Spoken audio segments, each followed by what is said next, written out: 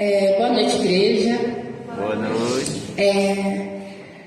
O tema para a palavra de hoje tem muito a ver com as lições que a gente tem discutido, tem apresentado na escola bíblica dominical. Então, a pregação é para os jovens, mas também, como nós somos jovens, então ela vai se aplicar para a gente também.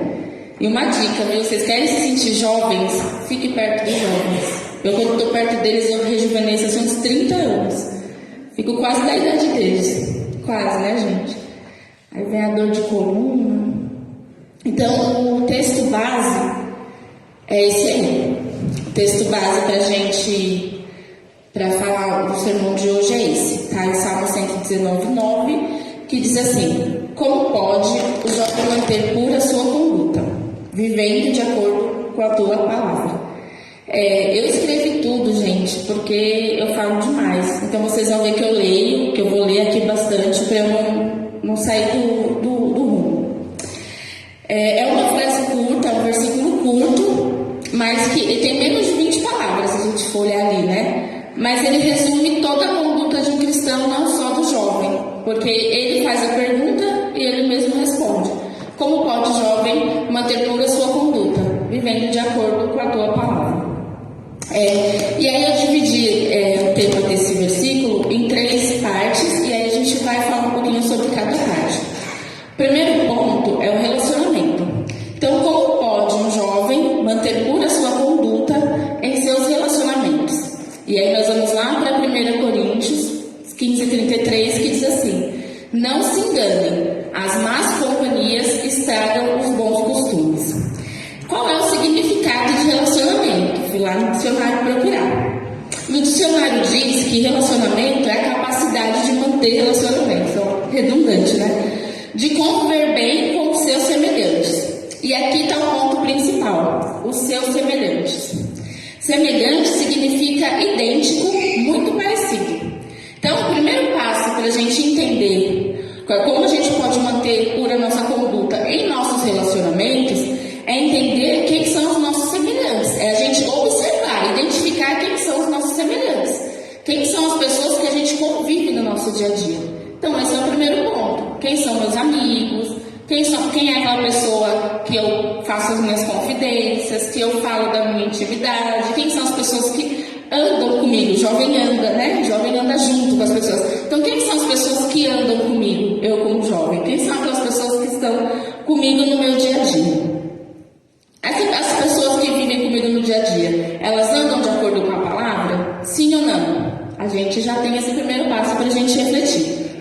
Sua namorada, ou como diz a minha professora da faculdade, seu crush, ele é, deixa eu ver aqui onde eu estou, ele é cristão? Seus amigos. E aí entra uma outra questão, que até a gente falou hoje de manhã, a influência. Infelizmente, o que a gente vê é que alguns jovens que são cristãos, eles são mais influenciáveis, ou seja, eles se deixam levar. Então a gente tem que, primeiro ponto, tomar cuidado com quem eu amo. Quem é a pessoa que está comigo? Teve uma das aulas que eu apresentei para os jovens um vídeo que tinha um podcast. Nesse podcast a menina dava uma entrevista, eu fazia rapidinho, não sei se vocês vão lembrar. E a menina começava o podcast falando assim: meu pai diz que uma das portas do inferno chama nada a ver. E aí depois ela vai explicando o porquê desse nada a ver. E aí eu peguei alguns nada a ver para poder falar para vocês. Nada a ver eu ter somente amigo cristão, é um nada a ver. Nada a ver eu querer namorar com alguém da igreja, namorar alguém só se for da igreja, porque não vai mudar nada. Nada a ver eu ter que falar a verdade para os meus pais, quando a gente faz alguma coisa, sabe? Ter que, não, nada a ver, não vou falar com meu pai, não precisa. Nada a ver eu beber bebida alcoólica, tem nada a ver, eu posso beber. Tem até gente que fala, na Bíblia Jesus bebeu, tem gente que fala isso, né? Nada a ver eu ter que usar roupa fechada. Nada a ver eu ter que usar, eu posso usar o que eu quero. Nada a ver eu não poder sair e voltar a hora que eu quiser. Nada a ver eu ter que acordar cedo para ir para beber. E aí, de nada e nada a ver, os bons costumes, né? Como está aqui no versículo, porque no versículo fala as más companhias, más conversações. Mas nada a ver de nada e nada a ver, os bons costumes vão sempre deixados de lado. né? E aí a gente vê por que é tão importante a gente escolher as amizades. Porque, por exemplo, se seu amigo for cristão e você chegar para ele e falar, nada a ver, vamos fazer isso, ele vai falar para você, vigia, irmão, que isso, né? Não vamos não, cara, não é por aí não, né? Então, se você tiver um amigo que tá com você na igreja e você for falar um nada a ver para ele, as chances dele falar para você, meu amigo, não se engana, são muito grandes. Agora, se você tiver um amigo que não for cristão e você for falar com ele, né, e isso não cabe só para o jovem, cabe para um adulto. Você vai fazer um negócio, você vai contratar um funcionário, você vai pagar uma conta no banco, você vai fazer qualquer coisa e surge ali um motivo, uma situação que você pode tirar vantagem de alguém. Se é um cristão, o cristão vai falar, não, peraí, né, não vou. Agora, se você se aconselha com uma pessoa que não é cristã, a chance dela falar para você, não, vai lá, faz, tira vantagem, né? Tira proveito, ninguém vai saber, ninguém vai ver, né? As chances são grandes. Então a gente pode também trazer isso para as nossas vidas, né? Não só em relação aos jovens. Mas se você tem alguém do seu lado que te orienta na palavra, aí a pessoa não vai falar nada a ver para você. Ou ela não vai ver você indo para um penhasco e falar, vai lá, continua, vai que tá no caminho certo, né? Deixa eu ver aqui. A mesma coisa em relação ao namorado, né? Se você tiver uma pessoa que não é cristã, a chance de você não vir à igreja também, passar a não vir à igreja é muito grande, porque o seu companheiro vai querer te levar para outros lugares que não seja a igreja, né? Então, se você namora com alguém, tem um compromisso com alguém que é da igreja, a pessoa já sabe como funciona, né? A pessoa já sabe que domingo tem igreja, de sábado tem encontro com jovens, que tem isso, tem aquilo, tem compromisso, então a pessoa vai estar com você em tudo. Agora, se ela não for para a igreja, você vai ter trabalho dobrado, vai ter que convencer a pessoa de ir para a igreja, ter que lidar com essa situação, e aí, né, as chances de você sair da igreja são muito grandes. Se o seu grupo de maior convívio também não for cristão, talvez seja ok te oferecer bebida alcoólica, te oferecer droga, te oferecer cigarro, influenciar você a mentir para os seus pais. Já um amigo cristão vai falar o que está na palavra, vai orar com você e por você. Então, a gente tem que entender que as más companhias, elas estragam os bons costumes, porque o propósito é outro. O propósito de um jovem cristão é um. O propósito de um jovem que não é cristão é outro. Então, os propósitos, as escolhas, elas já são diferentes. Então, isso já é o principal para a gente olhar e falar, peraí, né? Em vez de a gente falar nada a ver, é trocar o nada a ver pelo não se engane. Então, quando vier a sua cabeça, nada a ver eu fazer isso, já tem que vir um alerta, não se engane, né? Não se engane. A gente gosta, a gente às vezes quer se enganar, né? Igual a gente estava conversando de manhã, a gente quer achar um versículo na Bíblia que fundamente a nossa vontade, o nosso desejo. E muitas vezes esse versículo ele não vai existir, né? Porque às vezes o que a gente quer fazer não vai de encontro com o que está na palavra. Principalmente quando se a gente quer buscar justificativa, já é meio caminho andado que não está.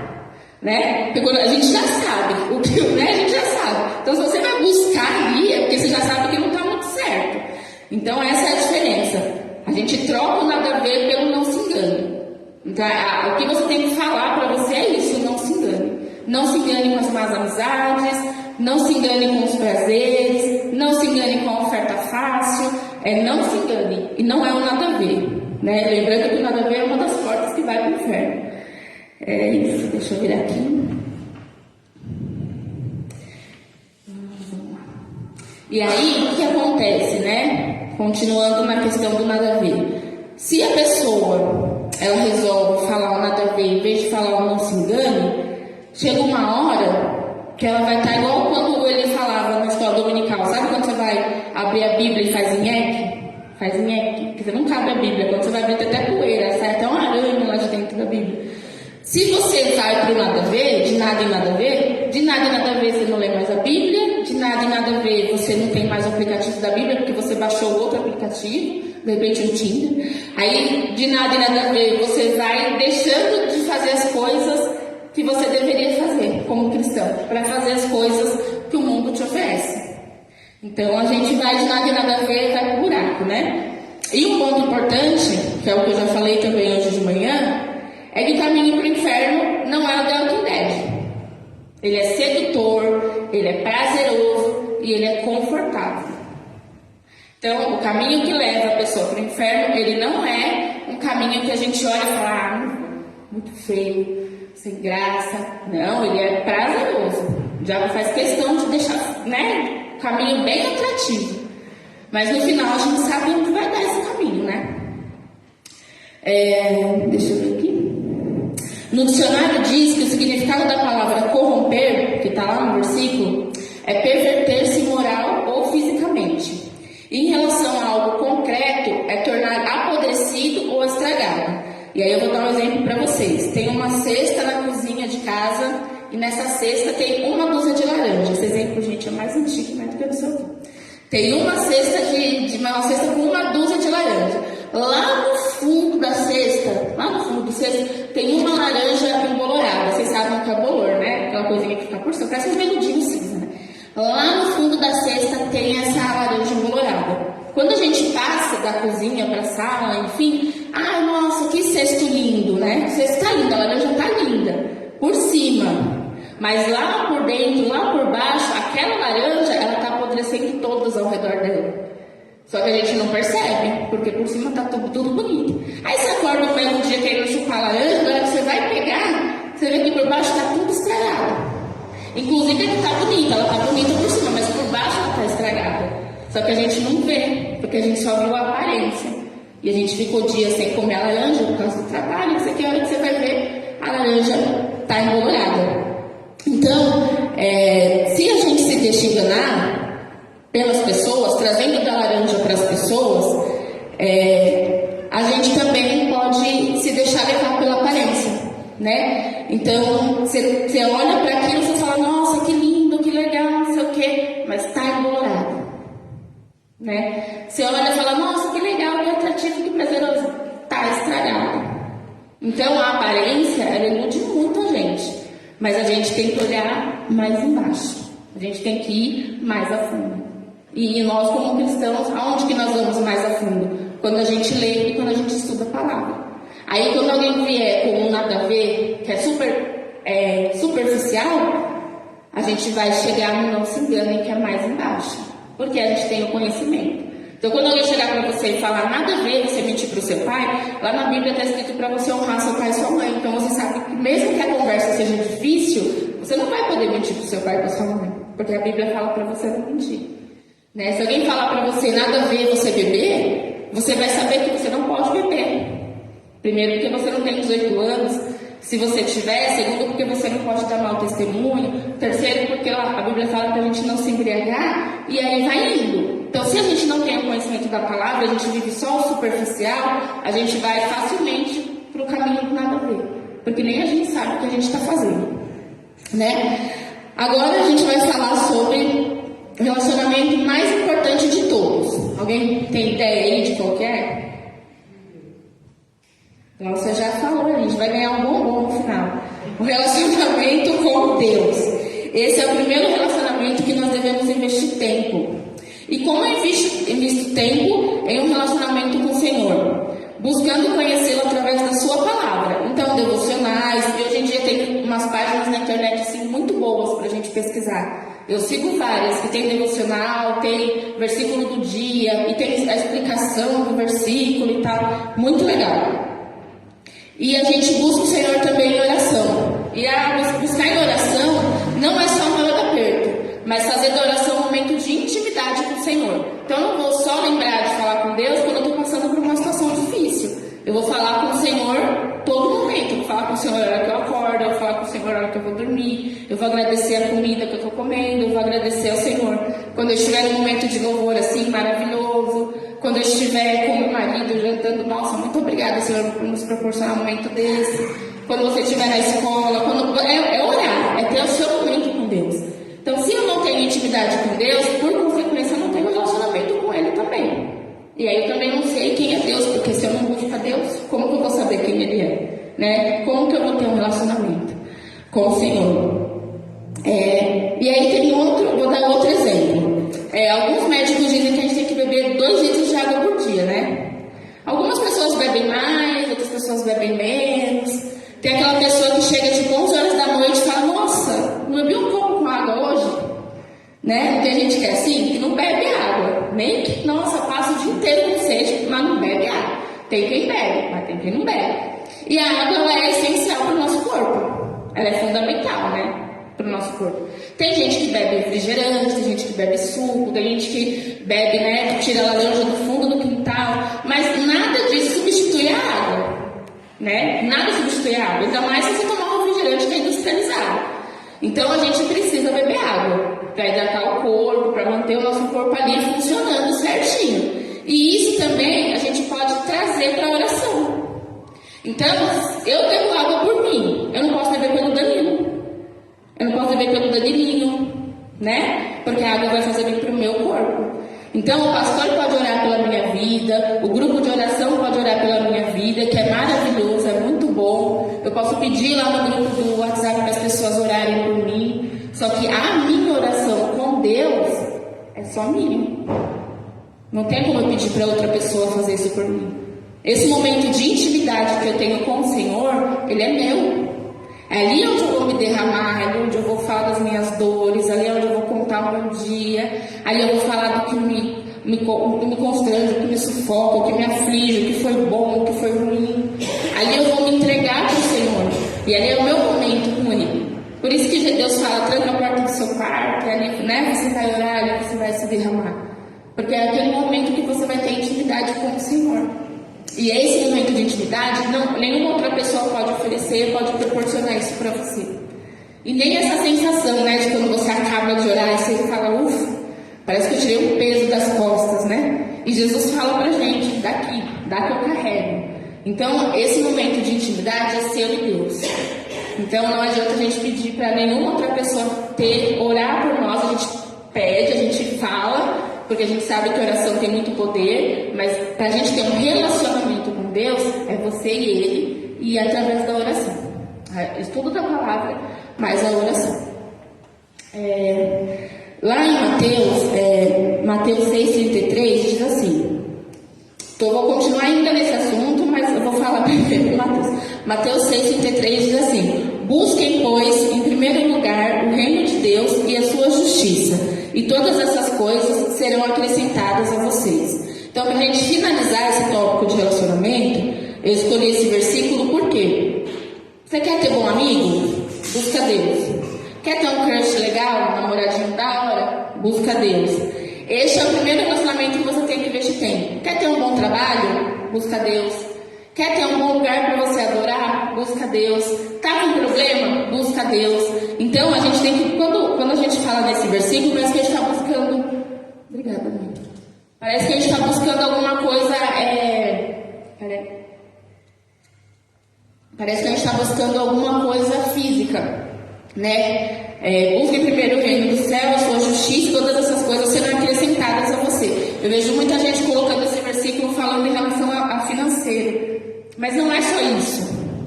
É todo o restante. Então, o primeiro relacionamento que a gente deve investir tempo é com o Senhor.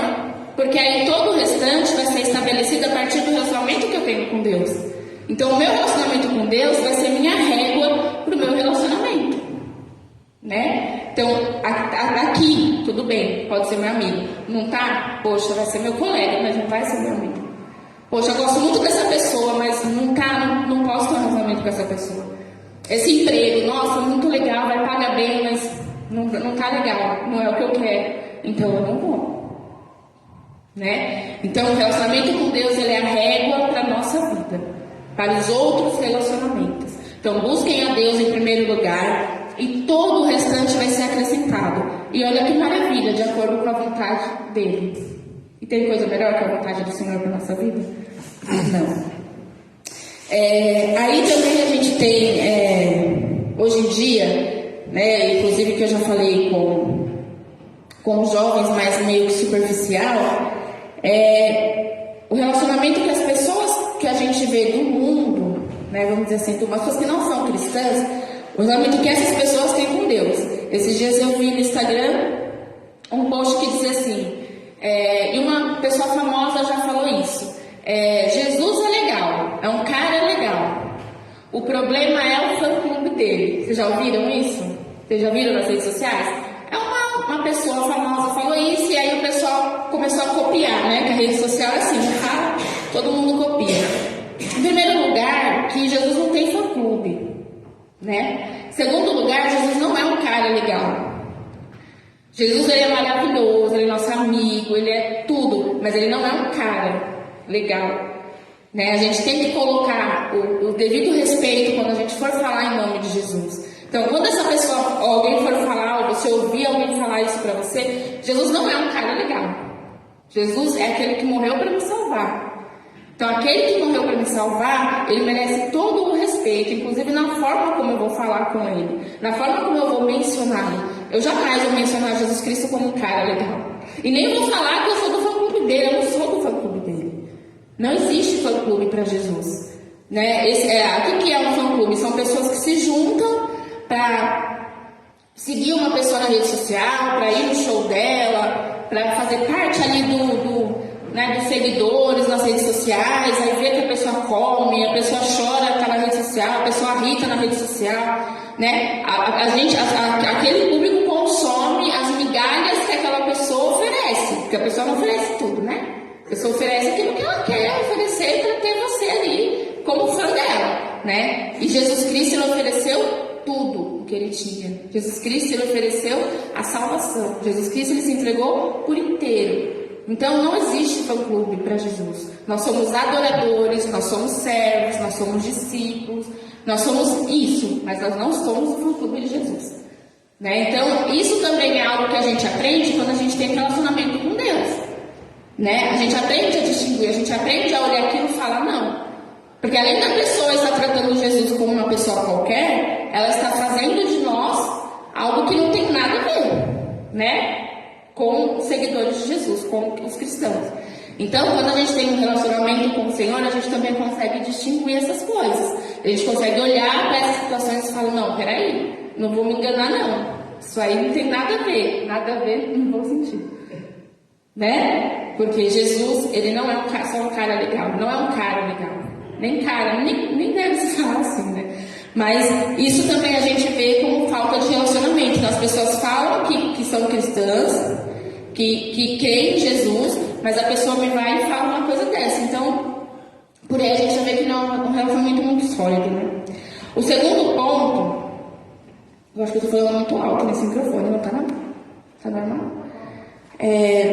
Chama liberdade. Nós vamos falar sobre liberdade. Como pode o jovem manter pura sua conduta e ser livre? E aí lá em 1 Coríntios 6,12 diz assim: todas as coisas me são lícitas, mas nem todas as coisas convêm. Todas as coisas me são permitidas, mas eu não me deixarei dominar por nenhuma delas. E aí eu vou ler uma frase que uma amiga falou para mim esses dias, que vai de encontro com esse versículo. Ela diz assim: cuidado com a diferença entre o bem e o bom. Nem tudo que é bom faz bem, e nem tudo que faz bem é bom. Ou seja, você tem liberdade para fazer tudo, mas isso não significa que todas as coisas vão fazer bem para você. E muitas vezes o que é aparentemente bom não traz boas consequências. O que é bom é prazeroso, e o que faz bem nem sempre. Podemos usar vários exemplos, como o consumo de substâncias ilícitas, bebida alcoólica, cigarro eletrônico. É bom? Faz bem? Dependendo da substância consumida e a frequência, o mal causado ao corpo é irreversível. Se você não perguntar para o morador da Cracolândia se ele se via onde ele está hoje, a primeira vez que ele experimentou a droga, com certeza ele vai falar que não. Ele não vai falar que a primeira vez que deram a droga para ele e ele usou, ele vai falar, daqui tantos anos eu vou estar ali na Cracolândia tendo que vender o que eu tenho, o que eu não tenho, roubar para poder usar a droga, né? Então, poderia ser bom, mas não fez bem. O jovem que está na festa com seus amigos, curtindo, ele não vai imaginar que vai se tornar um dependente químico, porque afinal de contas é só uma vez, depois é para tirar um barato, depois é só quando estou com meus amigos, então é só quando eu quiser, quando eu não quiser eu não uso, eu paro. E o pecado em geral ele atua da mesma forma, né? Hoje é uma mentirinha aqui, um desvio ali, uma traição aqui, uma foto mais sensual ali, e aí tem aquele ditado, de grão em grão, a galinha enche o papo. Agora eu falei do que faz do bom, vamos falar do que faz bem. Estudar, vir à igreja, fazer exercício físico, ter uma alimentação saudável, ler a palavra. São ações que exigem um pouco mais de nós do que simplesmente a gente, né, fazer lá o que está escrito lá em cima. Fazer exercício é algo que exige movimento, né? Quem aqui sabe, quem aqui quer fazer exercício, luta contra a balança como eu, sabe que dá muita preguiça de fazer exercício, mas a gente tem que resistir, tem que ir. Ter uma alimentação saudável requer dedicar tempo. Então, para você fazer uma comida saudável, você vai demorar mais tempo do que você fazer um macarrão instantâneo, do que você pedir um lanche. Você vai ali nessas redes de fast food, você pede um lanche, em 10 minutos está ali. Para você fazer arroz, feijão, cozinhar um legume, fazer uma salada, demora um pouquinho mais. Vir para a EBD coincide acordar cedo no domingo, então eu preciso abrir mão do meu conforto, do meu dia de descanso, daquelas horinhas a mais de sono, né? E só fazendo um parênteses, muito do que eu aprendi. 90% do que eu aprendi vindo na escola bíblica dominical. Então, o culto é maravilhoso, a gente tem a nossa entrega, a gente ouve a palavra do pastor, é maravilhoso. Mas o domingo de manhã é onde a gente troca, é onde você aprende, é onde você discute, é onde você tira dúvida, é onde você tem conhecimento da palavra. Porque aqui não dá pra gente fazer isso à noite, mas de manhã você pode, você tem toda a liberdade para questionar o Ricardo, me questionar os professores, joga a bomba pros professores, questiona o pastor, vai lá, faz as suas perguntas. Cadê a Ana? Né, Ana? Taca ali pergunta dos professores. Taca ali pergunta dos professores. Então, a gente não pode se enganar dizendo que é possível ter um relacionamento com Deus sem fazer parte do corpo de Cristo. Isso também é muito importante. Eu posso ter a liberdade que eu quiser, mas eu não posso chegar e falar que eu vou ter um relacionamento com Deus sem vir para a igreja. Né? Que como as pessoas falam, eu assisto de casa, eu vejo pelo Facebook, né? Eu acompanho, eu leio a Bíblia sozinho. Não existe isso. E eu vi um vídeo muito legal de uma moça falando assim, você acha que Deus salvou só as pessoas que você gosta? Você acha que Deus colocou na igreja só os seus amiguinhos? Só aquelas pessoas que você vai se dar bem? Né? A gente acha que às vezes tem essa ilusão. Deus, ele chama quem ele quer. Deus, ele coloca na igreja quem ele quer. São personalidades diferentes, são jeitos diferentes, são tempos diferentes de aprendizado, de sabedoria, de maturidade, né? E a gente tem que aprender isso. Eu aprendi muito. Inclusive vendo, assistindo esse vídeo dessa pastora, né? Que Deus, ele escolhe quem ele quer, ele coloca as pessoas aonde ele quer. E cabe a gente aprender a conviver com elas, né? É assim que funciona o reino de Deus. Não é da forma que a gente quer, é da forma que ele quer. E aí, gente, o que acontece, né? Vira e mexe, o que acontece, né, no mundo dos jovens e no mundo dos adultos, no mundo em geral? Direto aparecem umas ondas gigantes, igual aquelas ondas de Nazaré, sabe, de Portugal, aquelas ondas do tamanho de um apartamento. Vira e mexe, aparecem umas ondas para querer descredibilizar Jesus. Ó, graça, eu consegui falar a palavra de manhã, não saía essa palavra, gente. Falei tudo menos a palavra. Então, desde que o mundo é mundo, os homens, eles querem descredibilizar Jesus. Tira crédito de Jesus, vou falar assim, porque senão eu não vou conseguir falar. Porque é o que eu expliquei para os meninos de manhã. Se a gente descredibiliza Jesus, a gente descredibiliza toda a Bíblia. Porque o Antigo Testamento a gente vê que aponta para Jesus, o Novo Testamento é a vida de Jesus, né? O ministério de Jesus, a ação de Jesus. Então, se a gente anula Jesus, a gente anula todo o restante, né?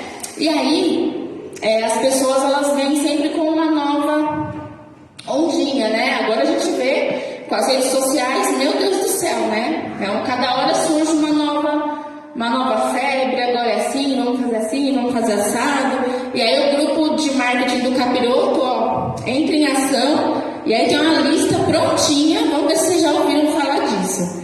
De algumas frases, né, para tentar tirar o foco de Jesus, porque agora o foco não é mais o outro, né? Agora a gente vê que o foco é você, então você em primeiro lugar, você que importa, você que interessa. E aí vamos ver algumas frases. Siga seu coração, ou ouça seu coração, seja você mesmo, você nasceu para ser feliz, ou o que importa é ser feliz, confie na sua intuição, olha que maravilha, apenas seja uma boa pessoa, todos os caminhos levam a Deus.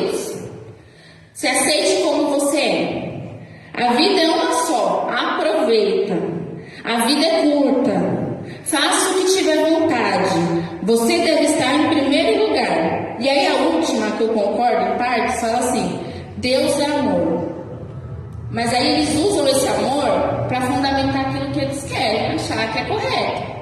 Não é? Então eles falam, Deus é amor, mas aí você vai ver o amor, onde eles colocam o amor de Deus, você fala, eita, nós, né? Então Deus é amor, Deus amou tudo. Deus aceita tudo. Então eles colocam esse amor de Deus como, e aí vão justificando tudo que eles querem, eles vão colocando dentro dessa frase, né?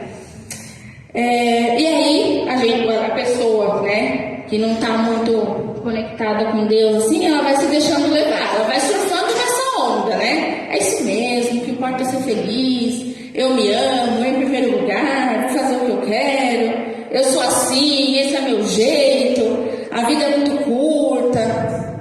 E nisso aí eu concordo, a vida é muito curta mesmo, comparada à eternidade, né? Então o cidadão passa, 70 anos aí pintando e bordando, feliz da vida, e a eternidade no inferno. Vale a pena o custo-benefício? Então, não se engane. A liberdade que é propagada aí fora não tem nada de livre. Muito pelo contrário, é propaganda enganosa. Então, quando a gente vê os jovens aí, eu sou livre, não sei o que, aquela coisa. Não são livres, na verdade eles são escravos. Livre é o cristão. Lá em Salmo 119:45 diz assim: E andarei em liberdade, pois busco os teus preceitos.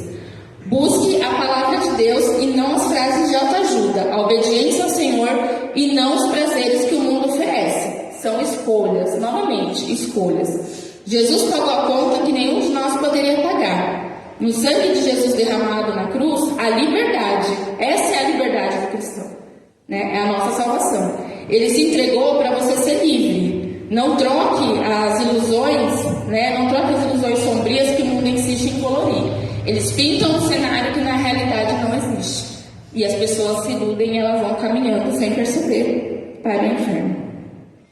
E aí eu finalizo esse segundo tópico com um versículo lá em Gálatas 6:7 que diz assim: Não se deixe enganar, de Deus não se zomba, pois o que o homem semear, isso ele também colherá. Então, para a gente resumir liberdade, você tem liberdade para fazer o que você quiser, jovem. Mas lembre-se, haverá consequências. Então, o que Paulo fala? Tudo me é lícito, mas nem tudo me convém. Aquilo que eu plantar, eu vou colher. E aí, lá em Gálatas diz, não se deixe enganar, de Deus não se zomba. Então, aquilo que você planta, você colhe. Então, se eu plantar morango, eu não vou colher abacate. Não tem aquele ditado, quem planta vento colhe tempestade? Então, a gente tem liberdade para fazer, mas a gente vai ter que ter responsabilidade para assumir. Terceiro ponto, e último, perseverança. É o tema do terceiro tópico. Como pode o jovem manter pura sua conduta nas tribulações? Lá em Romanos 5, do 3 ao 5, diz assim: Não só isso, mas também nos gloriamos nas tribulações, porque sabemos que a tribulação produz perseverança, a perseverança um caráter aprovado, e o caráter aprovado, esperança. A esperança não nos decepciona, porque Deus derramou seu amor em nossos corações por meio do Espírito Santo que Ele nos concede. E aí vamos lá, o que é a tribulação? São momentos desagradáveis, tormento, adversidade, dor, infelicidade, um momento ruim, e ninguém está livre de passar por isso. Como manter a nossa conduta diante de um momento ruim? E aí os dias ruins eles chegam, né, a gente sabe, e aí o que vai diferenciar é o modo de lidar com as situações. Então no versículo diz que a tribulação produz persistência. Mas o que é persistência? Aí lá no Google. No Google diz assim, que persistência significa firmeza, constância, paciência, determinação. E o versículo continua dizendo que a perseverança possui em nós um caráter aprovado e esperança que ela não nos decepciona. Mas a gente vai esperar em quê?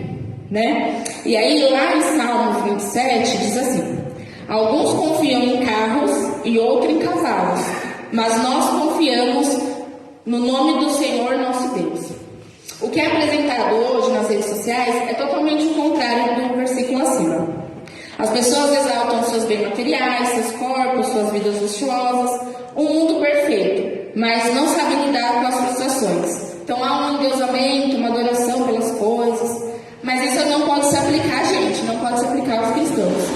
Nosso olhar deve estar direcionado a Cristo e não às circunstâncias, muito menos à aparência. Vamos lembrar da laranja, né? Eu falei já para os jovens na sala de um amigo meu que ele prestou concurso para juiz e ele foi reprovado, ele reprovou, né? 43 vezes. 43 vezes. Isso é um exemplo de perseverança, né? Teve que vender carro, usou milha do amigo para viajar para poder prestar concurso, mas ele não desistiu. Ele perseverou e hoje ele é juiz. Mas porque ele, né? Tanto é que ele está no YouTube. Né? Se a gente entrar lá no YouTube, você procurar o nome dele, vai estar lá, Fábio Branda, o juiz que foi reprovado em 43 concursos. E o que ele faz hoje? Ele dá dica para as pessoas como passar no concurso. Então, a tribulação, ela vai trazer perseverança e vai também trazer esperança, e inclusive pode fazer de você um exemplo para outras pessoas, para outros cristãos. Então, hoje ele é exemplo para outras pessoas que querem passar no concurso, porque ele perseverou. Né? Então, se a gente persevera, pode ser que sim, pode ser que não, sim, mas se a gente consegue, a gente pode usar isso como exemplo. E se a gente não conseguir também. Mas eu acho que é um exemplo interessante para a gente trazer aqui. Deixa eu ver aqui, peraí, gente. E aí tem um louvor dos Arrais que diz assim: eu olhei a tristeza nos olhos e sorri. E eu conheci uma pessoa que ela sorriu para a tristeza. E foi um dos sorrisos mais lindos que eu já vi na minha vida. E meditando sobre essa palavra, eu compreendi que aquele sorriso tinha um nome. Era Jesus Cristo. Não que não houvesse medo, não houvesse dor, não houvesse tristeza, né? Havia tudo isso. Havia muita dor, havia muita tristeza, havia muito medo. Mas tinha um sorriso também, e aquele sorriso tinha um nome, que era Jesus Cristo. E quando eu comecei a meditar aqui nessa palavra, me veio essa minha amiga, a nossa amiga, né, que nós conhecemos, na cabeça. Eu falei, gente, então, era por isso que ela sorria. Era por isso que mesmo com dor ali, curvadinha na escola dominical, deixa eu ver uma água. É por isso que ela sorria. Tem um porquê, ela não era doida não, gente. Era Jesus Cristo. Ela tinha Jesus à frente da vida dela. Sabe? Eu me emociono. Deixa eu continuar aqui para eu conseguir terminar. E mesmo que ela não tenha vencido a batalha contra o câncer, Jesus já tinha vencido a batalha principal. Não é? Que é a salvação. Ela já estava salva. Então, esse era o mais importante. Né? Esse é o mais importante. Não é se a gente vai ser curado ou não. Porque feliz é aquele que não precisa de milagre, que não precisa ver milagre para acreditar em Cristo. A gente não precisa ver milagre para acreditar em Jesus. A gente tem que crer. O primeiro passo é crer. Você crê. O que ele vai fazer depois é consequência, né? Acredito que a maioria dos irmãos aqui sabem que o meu sogro ele teve um câncer. A gente não sabe mais ou menos como tá, né? Ele já fez 6 químios, acabou as químios e agora ele vai fazer um exame para saber como tá. E aí, atrás do carro dele, ele colocou um adesivo. E o adesivo diz assim: Jesus me curou do câncer. E aí, toda vez que eu vejo aquele adesivo, eu fico emocionada. Primeira vez que eu vi, eu até chorei. Virei do carro assim, e o carro dele estava estacionado do lado. Aí, na hora que eu olhei, estava escrito: Jesus me curou do câncer. Todo o crédito é de Jesus mesmo. Toda a honra e toda a glória é de Jesus mesmo. Né? Então, porque a gente sabe como foi o processo, a gente sabe como é doloroso, né? Quem acompanha sabe. Quem tem alguém assim que já passou por isso sabe como é difícil. Então a gente viu Jesus realmente em cada passo. A gente viu o agir de Deus, tirando de um hospital, levando para o outro, colocando um médico, colocando uma pessoa. Então a gente percebeu o agir de Deus ali. Então foi Jesus que curou do câncer. Então a gente passou pela tribulação, a gente olhou a tristeza no olho e a gente sorriu. Porque por um minuto a gente pensou que não ia dar mais. Por um soube, acabou para ele, né? Mas aí, Jesus é maravilhoso e deu mais uma chance. Vamos lá, deixa eu continuar, aí eu vou chorar. As tribulações, elas fazem parte do pacote da vida. A diferença está no modo como você lida e a quem você vai recorrer. Na Bíblia tem uma frase que é repetida acho que umas 366, 65, não sei, o pastor depois corrigiu. Vou te dar um bombom, pastor, também, se você acertar. Que diz assim: não temas. 366 vezes, se eu não me engano, que eu pesquisei também, tá lá. Não tema. Então aproveita, fala pro seu amigo que tá do seu lado. Não, tô brincando. Não vai falar não. É brincadeira. Não é a quantidade.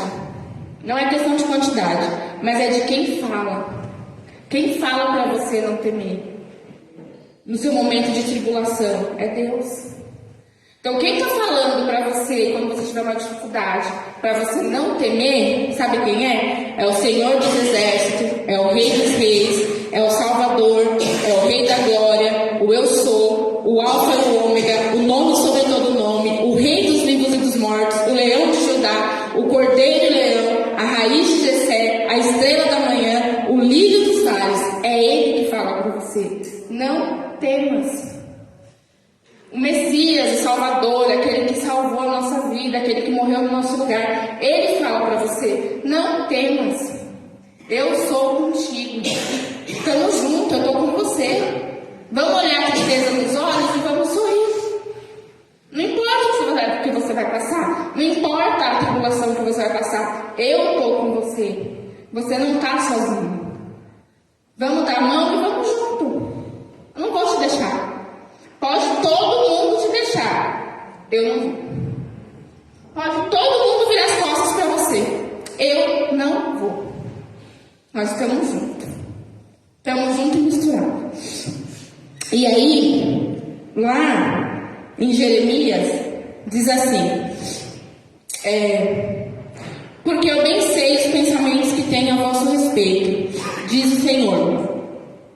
Peraí, eu vou voltar. Desculpa, eu não vou voltar.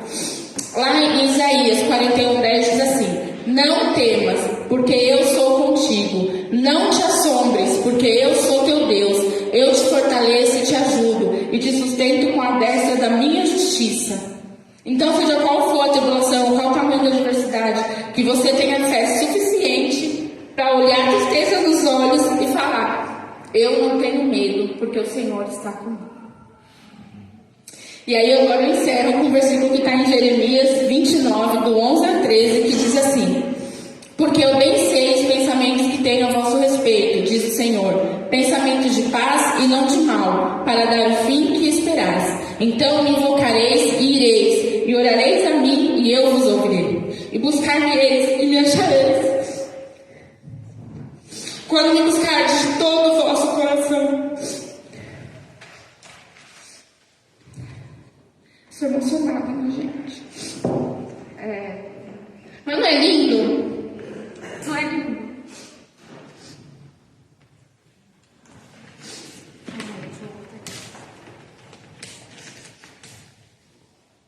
Então, por mais que a gente passe por esses momentos difíceis que todo mundo vai passar, tem um Senhor que está falando que está do seu lado, que você pode buscar, que você pode orar, que Ele vai te ouvir. Né? Não é maravilhoso? Então, seja qual for a tribulação, jovens, porque vocês têm tribulação sim, tá? Não é porque é jovem que não passa perrengue, passa assim. Seja qual for a tribulação, Deus está com vocês. Viu? Deus está no propósito de cada um de vocês. Deus, Ele tem um propósito para cada um de vocês. Né? E eu fico muito emocionada porque é muito bom poder vê-los aqui, louvando, enaltecendo a Deus. A Janara cantou um louvor, que a princípio parece muito forte esse louvor, né? E nós falamos um pouquinho sobre algumas coisas hoje de manhã, né, Janara? E uma das coisas que nós falamos é que o cristão não pode ser confortável. A gente não pode se sentir confortável diante do mundo. A gente não pode se sentir confortável diante da injustiça. A gente não pode se sentir confortável vendo pessoas passando fome. E fome espiritual. A gente não pode se sentir confortável sabendo que existem pessoas que ainda não conhecem a palavra de Deus. Então, o nosso desafio para os jovens, né, de agora em diante, é aprender a mastigar, aprender a comer. Então agora vamos dar de comer para quem precisa. Amém, jovens? Porque a gente já tem capacidade para fazer isso, né? E por que eu falei do louvor da Janara? Porque existem pessoas que estão morrendo pelo Evangelho. Nós estamos em uma igreja, nós estamos em um país onde a gente pode falar do amor de Deus, onde a gente pode falar de Jesus, onde a gente pode carregar a Bíblia, mas existem sim igrejas perseguidas, existem pessoas que ainda morrem por causa do Evangelho. Então a gente não pode se sentir confortável, a gente tem que falar de Jesus, a gente tem que levar o Evangelho, a gente tem que pregar a palavra. Não se sinta confortável, saia da sua zona de conforto e vá falar do Evangelho, vá falar do amor de Cristo. Para quem estiver ao seu lado, para quem estiver ao seu redor. O conforto não é lugar para o cristão. Amém? Amém? Bom, eu quero encerrar, mas antes eu quero falar uma coisa. Já que a gente está aqui, Deus está aqui, porque a Bíblia fala que onde 2 ou 3 estão, Deus está também. Eu queria que você pensasse em uma pessoa que você gostaria que estivesse hoje sentada do seu lado aí e não está. Queria que você pensasse agora numa pessoa de todo o seu coração, com toda a sua fé. E nós vamos orar por essa pessoa. Nós vamos orar para Deus incomodar o coração dessa pessoa a ponto dela não se sentir em paz enquanto ela não voltar a frequentar uma igreja. Não precisa ser a nossa, mas a gente vai orar para o Senhor juntos, cada um pela sua pessoa, e cada um sabe aqui a quem vai orar. Para Deus não dar paz até essa pessoa estar firmada de volta nos passos do Senhor. Parece pentecostal, mas não é. É fé. É acreditar. É você crer que o Deus do impossível pode fazer, pode agir. Então nós vamos orar. Pode ser que a pessoa volte? Sim. Pode ser que não volte? Não. Mas a gente vai orar com fé. Nós vamos orar com toda a fé, toda a vontade vinda do nosso coração.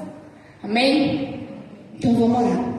Senhor, meu Deus e meu Pai, gostaria de pedir ao Senhor por essas pessoas, ó Pai, que não estão aqui na igreja, pelas pessoas, ó Pai, que os irmãos estão em pensamento agora, seja filho, seja marido, seja irmão, seja parente, ó Deus, seja quem for, seja de laço sanguíneo ou não. Que o Senhor, ó Pai, traga essa pessoa de volta para a sua casa. Que o Senhor, meu Deus, traga essa pessoa de volta, Senhor, para os seus caminhos. Porque nós sabemos que o que o mundo oferece parece bom, mas não é. Não faz bem, ó Pai, para essa pessoa. Que o Senhor restaure, ó Pai, os relacionamentos. Que o Senhor restaure o relacionamento com essa pessoa, ó Pai. Que o Senhor restaure o relacionamento para que essa pessoa possa voltar a te glorificar, para que essa pessoa possa voltar a te amar, para que aquele amor que está lá adormecido, ó Pai, se acenda neste momento, Senhor. Que o Senhor incomode essa pessoa a tal ponto que ela não consiga dormir, que ela não consiga comer, que ela não consiga beber um copo de água, sem ela falar que ela te ama, que ela quer voltar para a sua casa, Senhor. Por favor, eu te peço, eu te imploro, porque nós sabemos, ó Pai, que o mundo aí fora não é bom. Nós sabemos, Senhor, que o prazer ele pode durar pouco, mas a consequência desse prazer é muito grande e é muito ruim para os jovens, Senhor. Então eu peço, por favor, que o Senhor sonde os corações, esquadrinhe esses corações, ó Pai, e traga os seus filhos de volta para a sua igreja, ó Pai. Traga os seus filhos de volta para este lugar, porque aqui é o lugar dessas pessoas, Senhor. O lugar dessas pessoas é debaixo da sua palavra, é na sua casa, Deus. Por favor, e que essa oração não volte vazia, que essa oração não acabe hoje, que a gente não desista de orar, que a gente não desista dos nossos filhos, que a gente não desista da nossa família, que a gente não desista dos nossos jovens, que a gente não desista de orar, que a gente ore sem cessar, que a gente ore, até o Senhor nos ouvir. Que a nossa vontade possa ser a sua vontade também, Senhor. Nós pedimos, nós imploramos, ó Pai, que o Senhor atenda o nosso desejo, atenda o desejo das mães, atenda o desejo dos pais, atenda o desejo, ó Pai, daqueles que estão clamando neste momento, Senhor, porque nós sabemos a importância de estar aqui, nós sabemos a importância de estar estar, ó Pai, congregando na sua casa. Nós sabemos a importância de estar aqui aprendendo da sua palavra, Senhor. E nós sabemos o quão é ruim não estar aqui. Nós sabemos o quão faz mal para as pessoas estarem longe da sua presença, Senhor. Então eu te peço, eu te imploro, que o Senhor traga de volta. E que essa oração seja uma oração constante. Não seja uma oração só do aqui e do agora. Mas que a gente ore todos os dias, todas as noites, em benefício e a favor daqueles que por algum motivo não estão aqui na sua casa. É isso que eu te peço e te agradeço. Em nome de Jesus. Amém.